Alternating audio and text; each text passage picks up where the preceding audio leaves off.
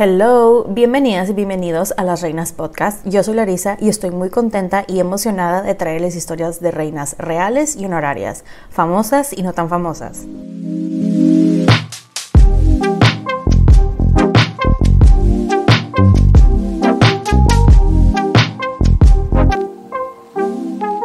El día de hoy les estaré hablando de una mujer que es mejor conocida como la Católica. Ella fue una mujer que no estaba destinada a ser reina y se convirtió en una de las soberanas más importantes de la historia de España. Fue reina de Castilla y reina consorte de Aragón y Sicilia. Esta es la historia de Isabel de Castilla, parte 2. Ahora, antes de comenzar, ya saben, quiero hacer unas aclaraciones. La primera, no soy historiadora, solamente soy fan. La segunda, es probable que no vaya a pronunciar bien algunos nombres de personas, ciudades, etc., así que me disculpo de antemano. La tercera, en este episodio pues está haciendo mención de temas bastante delicados como tortura, genocidio, etc., así que les pido de su discreción. Así que espero que se preparen una bebida, siéntense, pónganse cómodos y acompáñenme mientras les cuento sobre la vida de esta mujer. Ahora, antes de comenzar, les aviso que este es el último episodio del año, el último episodio de la temporada 2, y regresamos con todo el 12 de enero, arrancando la tercera temporada. Les quiero, la verdad, desear una muy feliz Navidad, muy felices fiestas y agradecerles en serio todo su cariño, su apoyo durante el año. Ustedes fueron los que hicieron este año tan especial. Muchas, pero muchas gracias. Mis mejores vibras en serio para ustedes y los suyos. Y bueno, ahora sí, comenzamos con la historia. La verdad es que en esta ocasión no voy a hacer un pequeño recap del episodio anterior, ya que honestamente es demasiada información, así que los invito a que lo escuchen. Pero bueno, continuando con la historia, les quiero platicar un poquito sobre Isabel como mamá. Isabel estaba muy involucrada con sus hijos, la educación de sus hijos, etc., y ella se los llevaba a todos lados. De hecho, les cuento que su suegro quería que su hijo, o sea, el nieto, fuera llevado a Aragón para que ahí fuera educado y criado como Fernando, pero Isabel fue de que no va a suceder, mis hijos se van a quedar conmigo. Ella incluso los exponía a, pues ya ven que tenían muchísimas guerras y toda esa violencia, y ella se los llevaba para que vieran y que no se asustaran por cualquier cosa, vaya. Una educación poco convencional, pues. Era muy común en esos tiempos, por ejemplo, los ingleses, que sobre todo cuando nacían los herederos, pues se los llevaban a algún castillo con alguien, ya sea algún familiar o alguien de confianza. Esa persona los criaba, pero les digo, Isabel fue de que no, mis hijos se van a quedar conmigo. Y dentro de ella como mamá, quiero hablar un poquito sobre la educación de sus hijos, ya que ella, la verdad, adoptó un approach pues más humanista.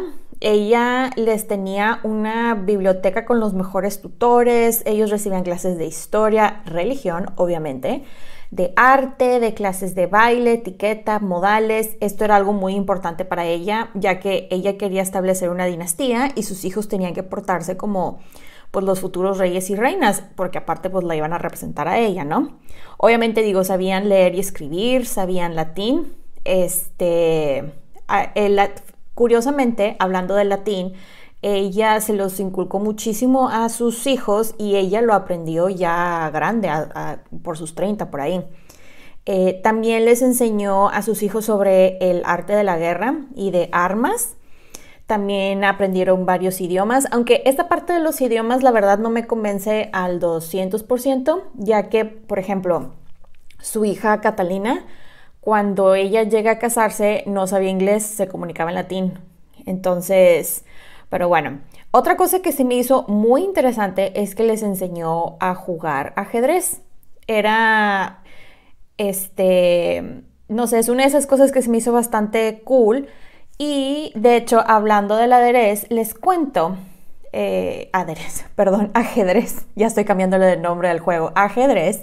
Este era un juego que en aquel entonces ya tenía bastante tiempo, había sido inventado en Asia y muy probablemente por la India, que de hecho tenía el nombre de chaturanga. Era muy popular en India y se fue pues regando esa popularidad y llega a España por los moros. Y Isabel le gustaba bastante este juego Pero con ella, esto se me hizo muy interesante, yo no lo sabía, ella hizo que se cambiaran las reglas del ajedrez, ya que las reglas antes era que la pieza más importante era el rey y ella dijo, no, ahora va a ser la reina. Y esto dio origen al ajedrez moderno que tenemos ahora. Un pequeño fun fact de Isabel.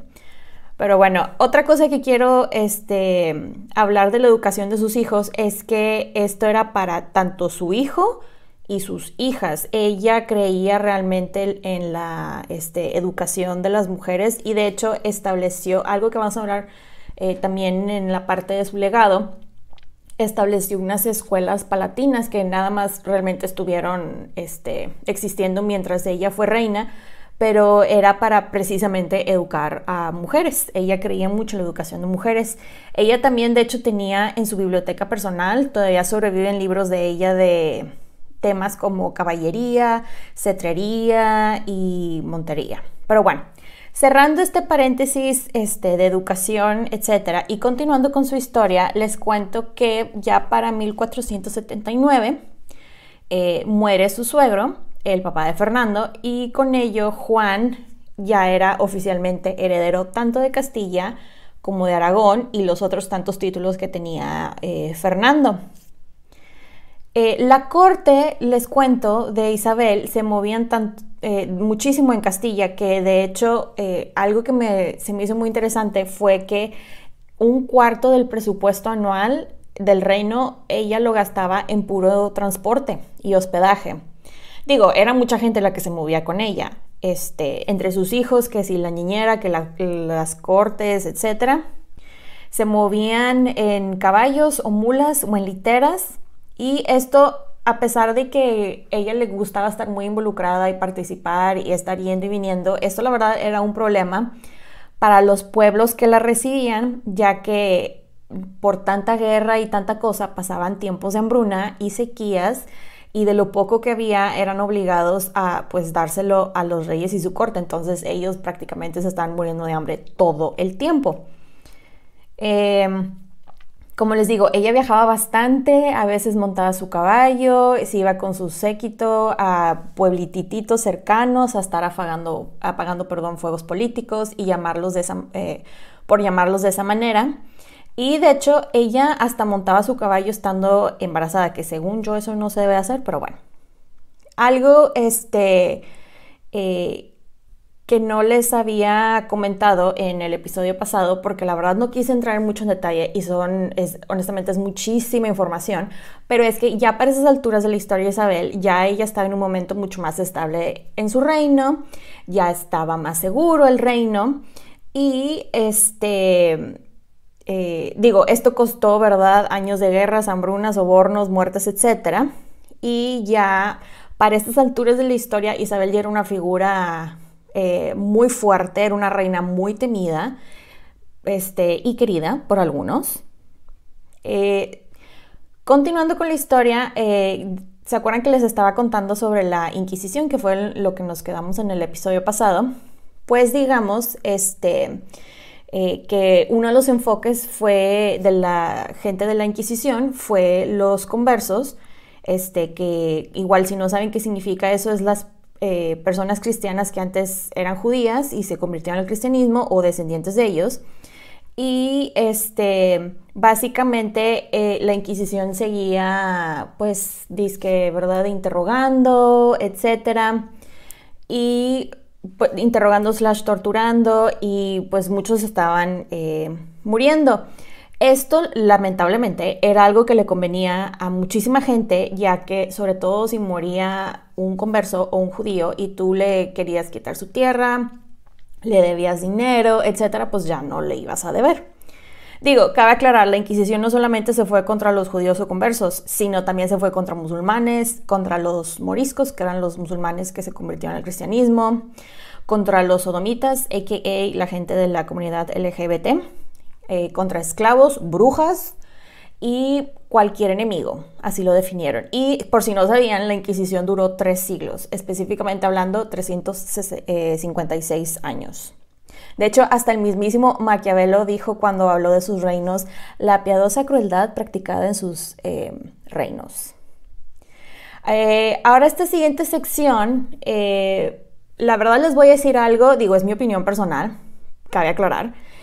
Yo no soy muy fan de Fernando de Aragón, ya que él está en la lista negra de la lista de hijos de su Pink Floyd, y esa lista digamos que no es una lista positiva. A lo que voy es que Fernando de Aragón le gustaba torturar a gente, en especial a los conversos y judíos, pero pues él decía que era bueno, o sea que él era un buen católico pues. La cosa fue que llegó tanto, o sea, fue tanto lo que este hombre estaba haciendo, que llegó un punto que el mismísimo Papa fue de, oye Fernando, ¿qué tal si le bajamos unas rayitas a la tortura de estas personas? A lo que él y esta Isabel fueron así como, nos deberías de estar dando las gracias por llevar a cabo el trabajo de Dios en la tierra. Yo los estoy salvando de irse al infierno. Y yo la verdad digo, no sé qué Biblia estaban leyendo, tanto Isabel como Fernando, pero pues yo nunca he visto ni leído que alguna religión o fe promueva la tortura y muerte de gente inocente. Solamente pues porque piensan o viven su fe diferente, ¿no? Pero bueno, continuando con la historia, de aquí nos vamos a otra guerra porque la gente no sabe estar en paz, pero aquí empezamos con la famosísima Reconquista, el inicio de la Reconquista al menos. Para entrar en contexto, ya nada más quedaba solamente un pedazo de la península que estaba bajo ocupación árabe y este era el reino nazarí de Granada. Pues el rey de Granada fue así de que, para explicárselos de la forma más sencilla, digamos que él tiró la primera piedra y tanto Isabel como Fernando fueron así de OMG, esta es nuestra oportunidad para deshacernos de ellos y tomar y hacer que todo el reino sea católico.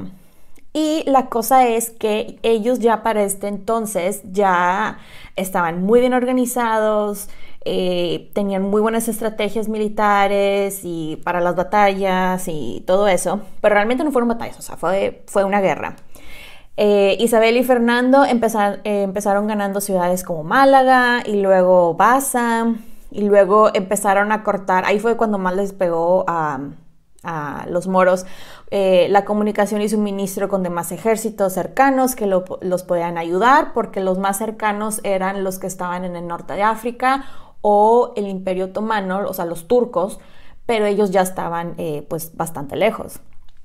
Mientras todo esto sucedía, Isabel estaba embarazada de gemelos y la verdad ella no paraba, estaba aquí, estaba allá, por todos lados.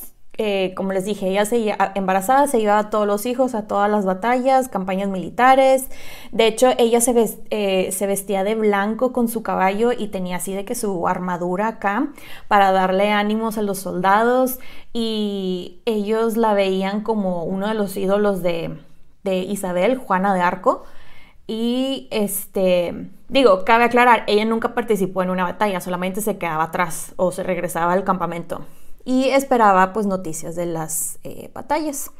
Ella en este tiempo da a luz a los gemelos, que por todo lo que leí fue un parto muy difícil, pero solamente una sobrevive y esta es su hija María, quien nació el 29 de junio de 1482.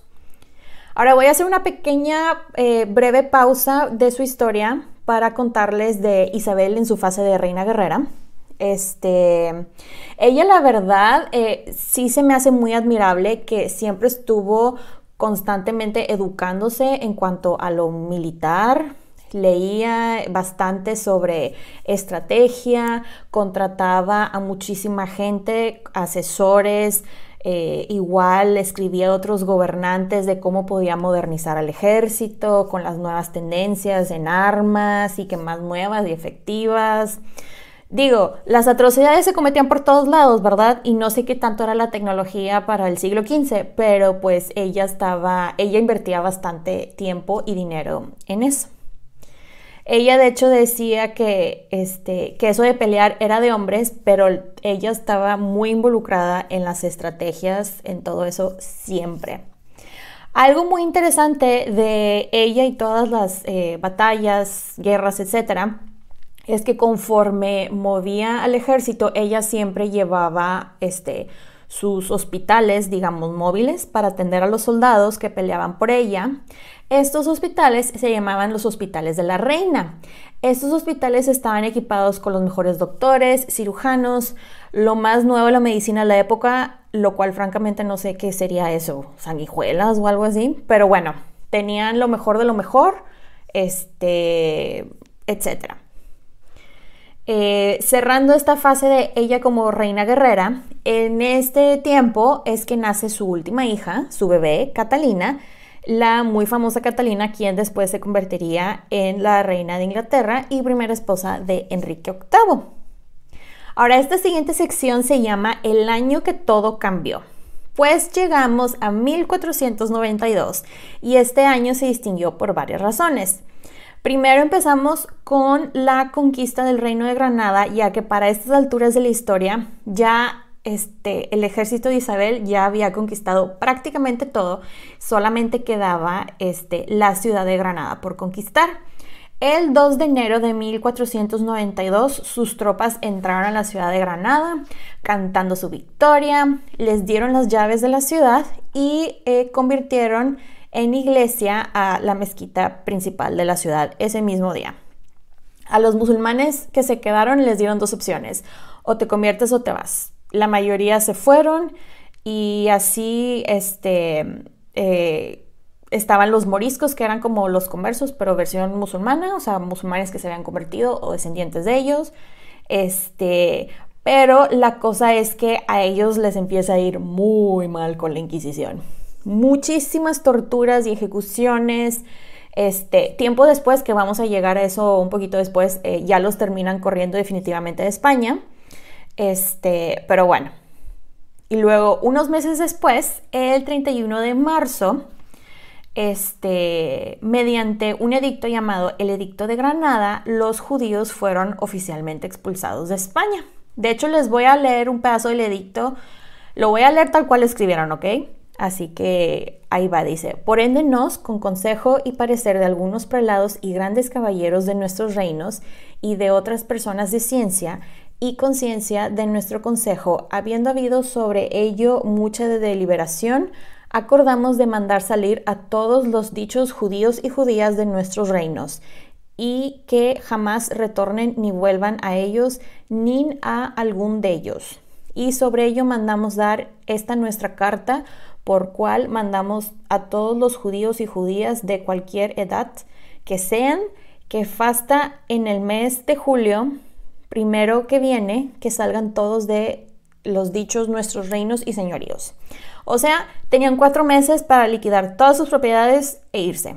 Pero aquí está interesante la cosa, porque no podían sacar ni plata ni oro, porque eso estaba prohibido. Tampoco podían, también estaba prohibido que se fueran con armas y con caballos. Entonces, aquí lamentablemente muchísima gente, y por muchísima estoy hablando de miles, murieron solamente tratando de salir de España. Porque los atacaban, nadie los protegía, por cansancio, por hambre, etc. Las razones que dieron es que querían que el reino fuera solamente católico, para que se evitaran problemas y divisiones entre las personas y sobre todo que no corrompieran, entre comillas, a la sociedad cristiana. Pero vieron el beneficio de correrlos, ya que si la gente tenía deudas, que mucha gente tenía deudas con judíos, porque muchos de ellos eran banqueros, pues ya no las tenían que pagar. Se podían quedar con propiedades, dinero, y adivinen quién se quedó con muchas de las propiedades y dinero. Pues obviamente la corona y la iglesia, porque donaron bastante a la iglesia. Les cuento que muchos de los judíos terminaron en el norte de África, en Países Bajos, Italia, en el Imperio Otomano. Y de hecho, hablando del Imperio Otomano, el sultán del momento, que era Bayaceto II, los recibió e incluso ayudó, hasta estuvo mandando barcos y todo para recoger a más judíos. Pero digo, no era por la bondad de su corazón, sino porque pues él los veía y se le hacían los simbolitos de dinero en los ojos. O sea, él básicamente los quería porque decía, pues los tengo en mi país, les cobro más impuestos, win-win. Win para ellos porque no se mueren y win para mí porque yo les saco bastante dinero. De hecho, hay registros de que ese sultán se burlaba de Fernando y decía, ay Fernando, qué tonto eres, o sea, no tienes visión. Les pudiste haber sacado más provecho. Pero bueno, algo interesante que pasó, bueno, a mí se me hizo bastante interesante con esta migración obligatoria de los judíos a distintas partes del mundo, es que ellos llevaron el idioma español a lugares que nunca había llegado ese idioma. Y ese se convirtió, o sea, el español se convirtió por un breve tiempo en la lengua franca de los negocios. Y también les cuento que el término judío sefardí viene de todas estas personas que eran descendientes de los judíos expulsados de la península ibérica. Y bueno, para cerrar esta parte relacionada a la reconquista y expulsión de los judíos, la verdad, les digo, todos los conversos y moriscos que quedaban, la Inquisición seguía y ellos, la verdad, los denunciaban por cualquier cosa. Ahora que España ya estaba libre tanto de los moros como los judíos, adivinen qué sigue. Acuérdense que estamos en el año 1492. Adivinen quién va a entrar a nuestra historia en este momento, al menos por un breve momento. 3, 2, 1. Pues si pensaron Cristóbal Colón, le atinaron. Miren, este hombre, este señor Cristóbal Colón, la verdad, como Fernando Aragón, está en la lista negra de los hijos de su Pink Floyd, mi opinión, claro.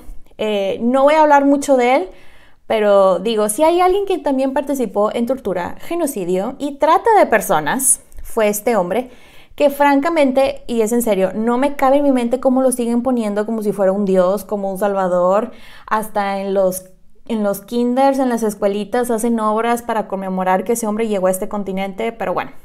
Si no me creen de las atrocidades que este hombre cometió, los invito a que investiguen de fuentes confiables e imparciales. Y créanme que cuando lean de todo lo que hizo, van a querer grafitear todas sus estatuas, entre otras cosas. Pero bueno, cerrando este breve rant mío de por qué me cae tan mal Cristóbal Colón, les cuento que él llegó a la corte, o mejor dicho, no dejaba de insistir que le dieran su audiencia con los reyes y se la dan y básicamente pues llega con Isabel y Fernando y les dice algo así como, hola reyes, pues miren, este es mi plan. Necesito dinero para mi expedición, ya que con esta expedición puedo llegar a las Indias y así podemos ganarles pues a los turcos con su monopolio de especies. Y se ponen a negociar y los reyes, pero sobre todo Isabel, le termina diciendo que sea Colón y firman un acuerdo, un documento que se llama las Capitulaciones de Santa Fe o los Tratados de Santa Fe, que básicamente establece que se le otorgan a Cristóbal Colón los títulos de almirante, virrey, gobernador general de todos los territorios que descubriera o ganara durante su vida. También le dieron, y también de todo esto, le iban a dar una 10ª parte de todo lo que encontrara y ganara en los lugares conquistados. Digo, cabe aclarar, todo lo que iban a Colón iba ganando, todo era de España, ¿verdad? De los reyes. No se iba a quedar él con todo, es a lo que voy. Bueno, pues le dan 3 naves, 3 barcos y yo creo que toda persona del continente americano se sabe los nombres de estas 3 embarcaciones, la Niña, la Pinta y la Santa María, porque hasta lo cantábamos en la escuela. Ahora, algo muy interesante que sí les quiero comentar, Isabel no vendió nada para pagar por la expedición. Ya tenía bastante dinero del dinero que se había quedado de los judíos y aparte Roma les estaba dando una muy buena compensación por haber compartido parte de esas ganancias y por haberse librado tanto de los judíos como los moros. Entonces, dinero tenía, ¿ok? Unos meses después llega Colón al continente americano y pues miren, ya se sabe la historia, y lo voy a decir entre comillas, descubrimiento de América, lo cual francamente yo creo que se debería llamar el descubrimiento de América por parte de los europeos, porque pues ya había gente, había gobierno, había culturas milenarias, tradiciones, etcétera, pero pues simplemente no lo sabían. Colón los vio vestidos con poca ropa y que eran muy amables y literal él escribió algo así como, pues yo creo que podemos obligarlos a que hagan nuestra voluntad y pues ya se saben el resto de la historia. Aparte de la tierra que encontraron frutas y verduras que no se conocían en Europa, pero sobre todo encontraron oro. Y pues él se regresa bien feliz con muchas cosas, incluyendo pues el oro robado. Llega con esclavos, bueno, los pocos, al parecer había tomado 25 personas, pero en el viaje solamente lograron sobrevivir 7. Y cuando él llega, lo reciben acá en una procesión y cuánta cosa, o sea, fue un super evento, lo reciben como héroe. Y llega él con o sea, estas personas, los esclavos estaban encadenados, tanto cuello, manos, tobillos, todo. Y bueno, se supone que cuando Isabel vio a los esclavos, estaba completamente indignada y fue de que, pero ¿por qué los traes encadenados? Y Colón fue, es un regalo para usted. Y ella, no, regrésalo, edúcalo mejor para que no se vaya al infierno. Cabe aclarar, ella sí recibió el oro y las demás cosas que Colón le dio y le volvió a dar dinero para otra expedición. Esta expedición ya era una expedición mucho más grande, o sea, no eran 3 naves, eran como casi 20. Y pero en esa expedición iban muchísimos misioneros con el propósito de pues evangelizar a la gente del continente. Y bueno, ya sabemos cómo fue con lo de la evangelización. Digo, la mayoría de la gente en América Latina habla español, son cristianos / católicos, producto del mestizaje, etc. No me necesitan a mí para que les cuente cómo fue todo eso. Les cuento que Isabel no estaba a favor de esclavizar a los nativos americanos. De hecho, ella estableció una posición real sobre cómo deberían de ser tratados los pueblos indígenas. Ella decía que ellos eran súbditos de la corona de Castilla y que no podían ser esclavizados en la mayoría de las situaciones. Solamente habían excepciones, que era si la persona era prisionero de guerra o si practicaba canibalismo o sodomía. A Isabel les cuento que después le llega la noticia de otras cosas que hizo Colón y literal le escribió una cartita que decía, te me regresas. Y de hecho cuando regresó Colón prácticamente estaba de que encadenado y cuánta cosa. Y empezó a patrocinar expediciones lideradas por hombres como Alfonso de Ojeda, Juan de la Cosa, Vicente Ñáñez y Diego de Lepe, quienes la verdad pues no eran muy diferentes a Colón. Ella la verdad estaba muy preocupada, o sea, a mí me llamó mucha atención, vaya, que ella estaba muy preocupada por los esclavos en América, pero no se preocupaba por todos los esclavos africanos que tenía España, pero bueno, cada quien. Algo muy interesante que les quiero contar y ya para cerrar de esta parte del descubrimiento de América por parte de los europeos, es que mucha gente le da el crédito a Fernando por todo esto, o dicen que fueron ellos dos, pero la verdad, yo por todo lo que investigué y encontré, la mayor parte del trabajo, etcétera, fue de Isabel, honestamente. Ella, o sea, desde las negociaciones, acuerdos, etcétera, todo fue Isabel. Y digo, gracias a ella, la edad dorada de exploración española comenzó.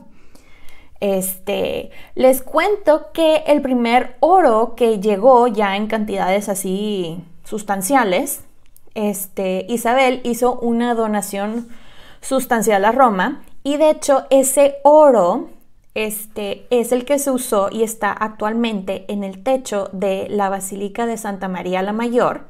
Así que próximamente, si alguien está en Roma y va a esa iglesia y ven ese hermoso techo laminado con oro, ya saben que fue hecho con puro oro robado y de mano forzada.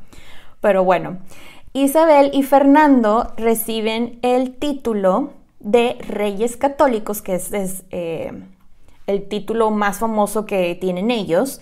Ellos reciben este título por parte del Papa del momento, que era el amiguito o un antiguo amigo de Isabel, el Papa español Alejandro VI, a.k.a. Rodrigo Borgia. Y este se les concedió mediante la bula Si Convenit, creo que así se pronuncia, el 19 de diciembre de 1496. De hecho, algo muy interesante, este título ha sido heredado por todos los descendientes en el trono hasta el actual rey de España, Felipe VI.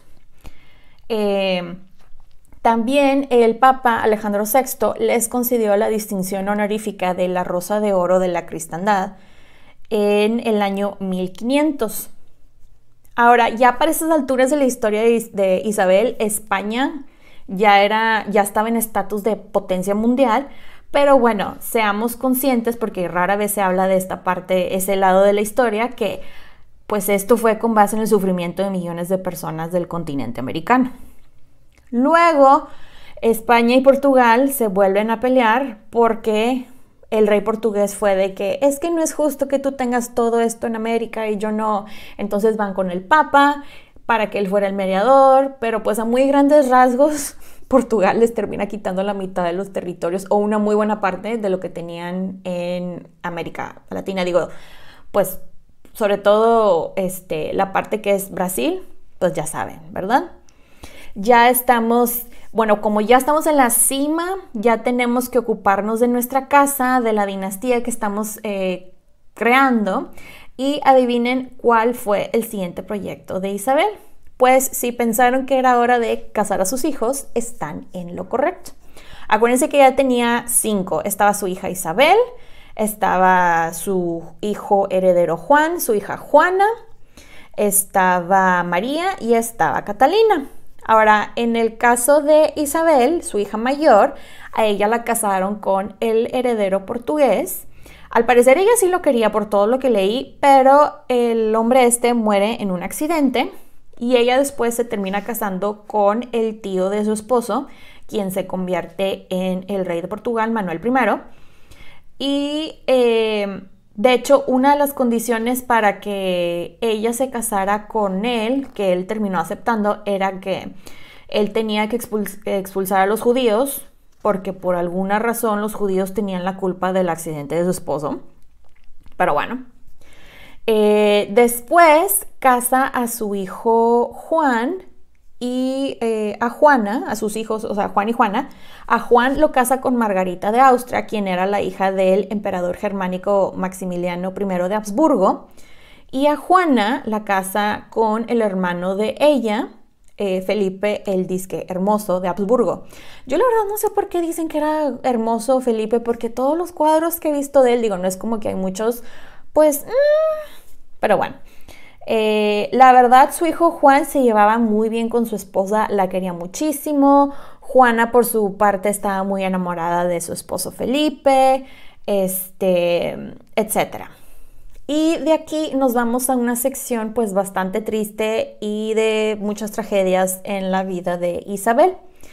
Pues empezamos con su hija Isabel, quien lamentablemente muere al poco tiempo de estar casada, la segunda vez, con el rey de Portugal, porque se muere en el parto cuando da luz a su hijo Miguel de la Paz, y el niño lamentablemente no vive más de 2 años. Luego, fue uno de los golpes que más le pegó. Su hijo y heredero Juan, como que nunca tuvo buena salud por todo lo que leí. Al parecer tenía tuberculosis y cuando muere él, al poco, o sea, su esposa Margarita está embarazada, pero cuando nace su bebé, aparte de que era mujer, nace muerta. Entonces ahí te llevas al heredero y al posible potencial heredero. Y de hecho, a raíz de aquí es que de la muerte de su hijo es que su salud, la verdad, empieza a irse pues bastante para bajito. Por si no sabían, digo, la línea de sucesión continuó a través de Juana, ya que el hijo de ella, Carlos, quien se convierte en Carlos I, es quien hereda el reino y de hecho es cuando inicia la dinastía de Habsburgo en España. Después les cuento que su hija María, bueno, se había casado con el rey de Portugal, el viudo de su hermana, porque pues todo hay que dejarlo en la familia. Con él tiene 10 hijos, pero muere en el último parto porque queda muy débil.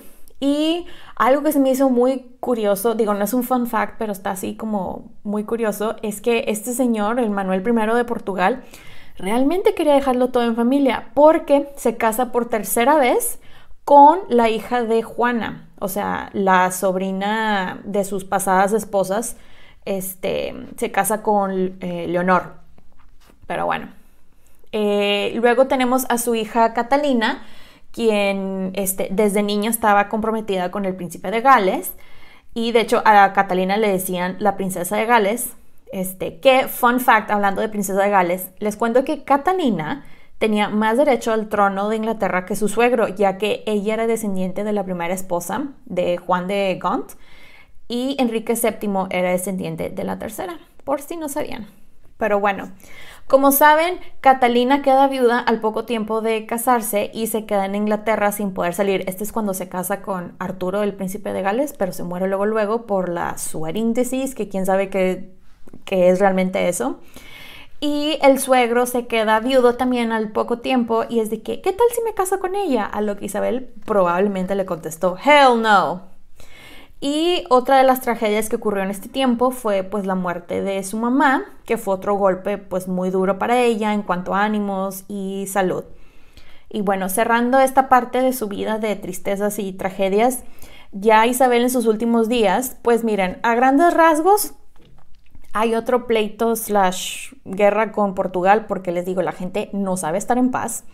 Empiezan tanto ella y Fernando una expansión por Italia y ganan Nápoles.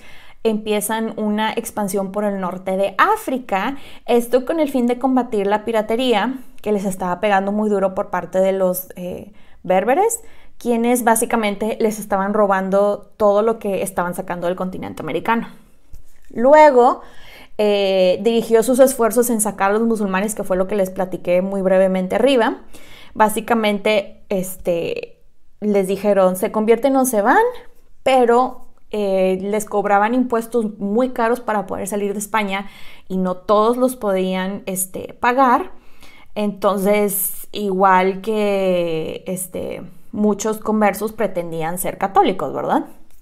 Ya Isabel en sus últimos días, la verdad es que ya no estaba nada bien. Ella tenía que estar descansando muy seguido, ya que su cuerpo pues simplemente no le daba. Estaba en un dolor crónico impresionante y estaba hinchadísima, ya que ella tenía hidropesía, que básicamente por lo que leí es que te hinchas muchísimo. Les cuento que ya de sus últimas cosas, o sea, que logró hacer para sus hijos, fue conseguir la bula papal para que Catalina se pudiera casar con Enrique VIII. Y ella como que ya sabía que se iba a morir y empezó a ver lo de su testamento, pidió la extrema unción y el Santísimo Sacramento. De hecho, hay hasta cuadros de cuando ella convocó a su gente para lo del testamento y cuánta cosa. Y ella termina falleciendo el 26 de noviembre de 1504 a sus 53 años. Ella fue enterrada en el monasterio de San Francisco de la Alhambra el 18 de diciembre de 1504 en una sencilla sepultura como ella quería, pero después su nieto movió sus restos a la Capilla Real de Granada, donde está ella, está Fernando, está su hija Juana, está Felipe, y creo que también está su hija la mayor Isabel con el hijo, también todos están ahí. Les cuento que su testamento incluía lo siguiente. Básicamente le dijo, Fernando, por favor prométeme que no te vas a volver a casar porque no queremos problemas de sucesión. Y Fernando fue así de, of course my love, claro, mi amor, no me voy a casar, ¿cómo crees? Te lo prometo, pinky promise. Pero pues ese pinky promise no le valió de nada a Fernando porque él se casó al poco tiempo. Isabel estipuló que el trono, como ya no habían herederos, la que seguía era su hija Juana. Pero como Juana no es que estuviera loca, pero tenía, o sea, era claro que tenía problemas, por ejemplo, de depresión, así. Entonces dijo, pues miren, o sea, va a heredar Juana, pero si Juana no quiere ser reina, no hay problema. El rey Fernando puede administrar y gobernar Castilla en su nombre, al menos hasta que el infante Carlos cumpla sus 20 años. Y después de los hijos de Juana, la línea sucesora pasaría a María, la hija menor de Isabel, y solo después a Catalina, digo, si las peores de las tragedias sucedieran.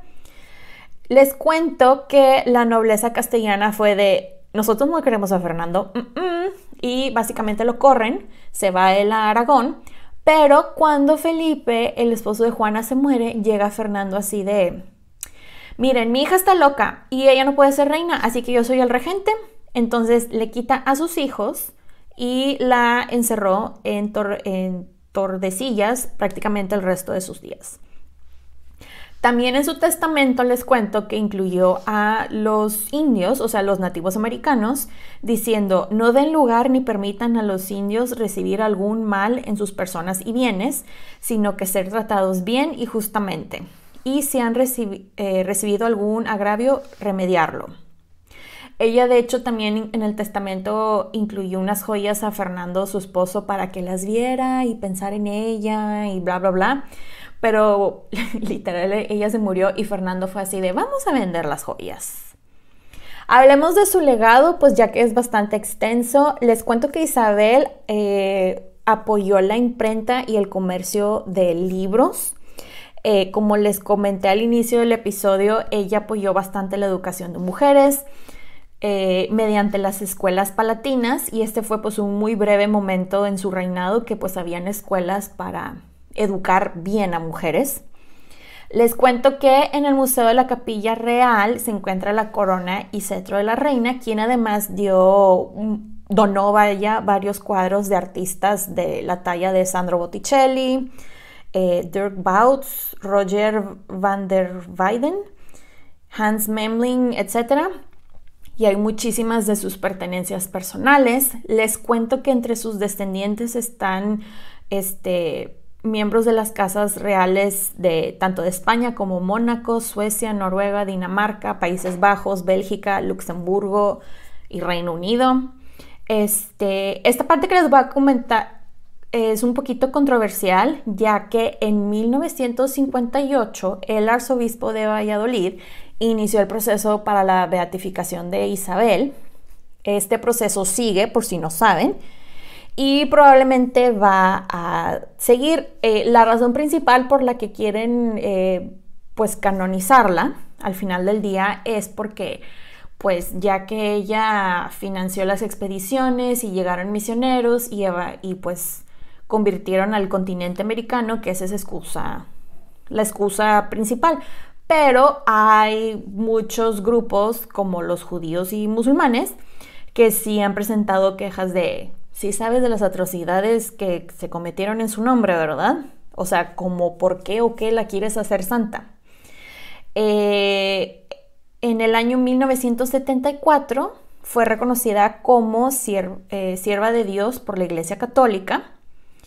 Y digo, algo que a mí me llama mucho la atención es que, ella era una mujer muy adelantada para su época, definitivamente. No era una mujer perfecta, pero ella no hacía algo diferente a lo que sus contrapartes masculinos, hacían, los hombres hacían. No estoy justificando la violencia de ninguna manera, en ningún momento, pero vi un artículo de un historiador español que dijo que el legado principal de Isabel, y sí concuerdo con él, es que ella fundó el primer imperio global y era una mujer del siglo XV.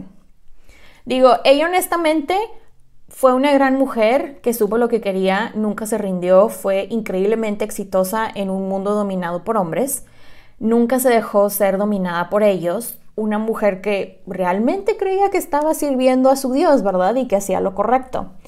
Ella creía que el fin justificaba los medios. Ahora cierro este episodio con una de las frases de Isabel que dice lo siguiente: el cólera da ingenio a los hombres apagados, pero los deja en pobreza. Espero que les haya gustado este episodio. Bye. Pueden encontrar los episodios de Las Reinas Podcast en diferentes plataformas como Spotify, YouTube, Apple Podcast y Amazon Music. Y también están mis diferentes redes sociales como @lasreinaspodcast para Facebook e Instagram y @lasreinaspod en Twitter.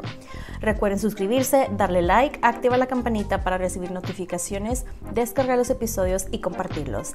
Incluso pueden dejar su rating y review. Muchas gracias por escucharme y por apoyar a este podcast. Nos escuchamos en 2 semanas. Bye.